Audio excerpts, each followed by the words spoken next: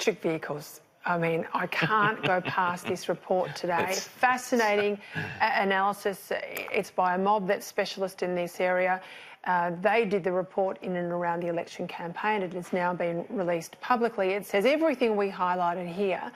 When people talk about the benefits of electric cars vis-a-vis diesel or petrol-fuelled cars, they often quote back reports out of Europe. And it's never apples and oranges. Never apples and apples. It's apples and oranges because there's a heavy influence of nuclear power in the European states. In Australia, of course, it's not. So if you power up your car, you're powering it up with coal-fired power. So your electric car has worse emissions, if that's what you care about, worse emissions compared to a petrol car. We said all of that. Bill Shorten danced around this issue. His lack of understanding of the detail really caused him, I think, some serious stumbling in the campaign. And that's the truth of it all today.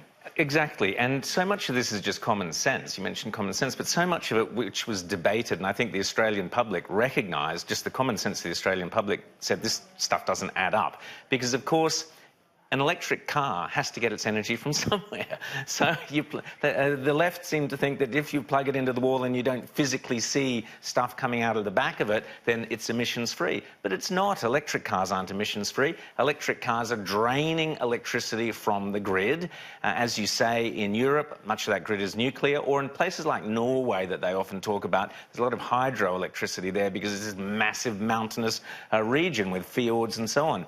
In Australia, we're a very large, flat, open land, and to get the energy to take those vehicles requires coal, in our case, and the number of times people said, well, OK, you've got an electric car, where's the electricity coming from? It's coming from coal. And this study shows that across the eastern states, the only exception is Tasmania because they have a large amount of hydro there, you're using more carbon emissions with your electric car than with your petrol car. They found hybrids were probably the best, but you're finding that carbon emissions from electric cars are greater than from petrol. I mean, that's just blows out the entire rationale to begin with. But, Peter, it gets a lot worse because on top of that, to install electric cars... Sorry to interrupt you. I'm putting up on the screen there. People can see the graph there about how much carbon is emitted to run a green vehicle state by state. And dear old Victoria has the sorry, I guess, win there of being out ahead.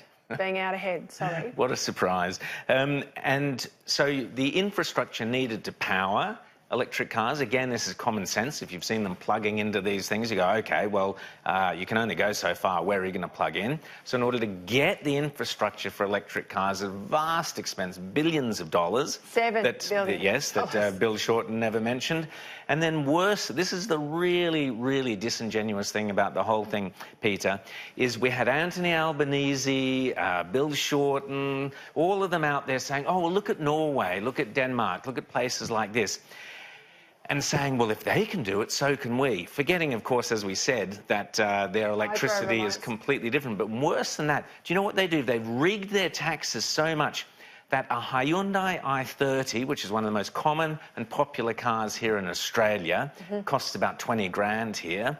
They cost 3 times as much in Norway. 3 times as much, because what they've done is they've racked up the cost of petrol cars to make them so expensive that people go, oh, well, I'll have to buy the electric one because it's cheaper. Spot on. This is disgusting. Yeah, you're spot on. $20,000 or $18,498 is the cost of a Hyundai. In Australia, there it is on the screen for you at home, but just over $54,000 that same car will cost you in Norway.